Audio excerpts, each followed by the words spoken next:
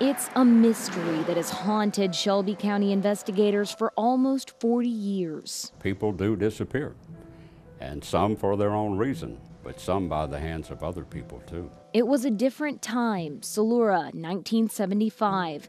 Guy Kirby lived just off Highway 119 with his father. Guy had an affliction, but he didn't let it stop him. He worked and he sold, was it Mason Shoes, I believe. He was the top salesman every month.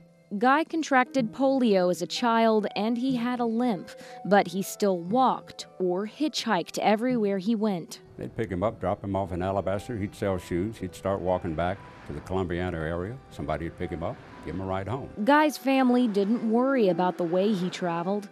As strong as ox. He was real strong. As I say, no one person could handle him. He was well known and liked. He was a fine young man, they loved him.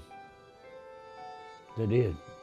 But on March 13th, 1975, Guy Kirby left home to sell shoes and was never seen again. I was working and my mother called me and said to me, Ruth, Guy didn't come home last night. We can't pinpoint exactly where he was last seen, so we could go back and say, well, hey, maybe there's a possibility somebody living in the area that picked him up. Days, then weeks passed. There were rewards offered, polygraphs taken. Because he never did do harm to nobody. Guy was church going, and he believed in the Lord. And he just wouldn't. But there was never enough evidence. Guy always had money.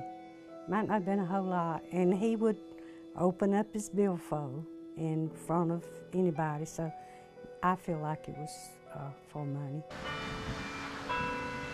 Guy had deposited a little money that day. It was eventually used to buy a grave marker next to his parents. Someone knows something, and that's how it is with cold cases. Someone knows something. Maybe someone will hear this, and their heart will be touched. I believe they'll get there. 3 years after Guy's disappearance, a poem by a family friend ran in the local paper. It ended with this: "Then we who loved him could put our minds at ease. If you know anything, would you help us, please?"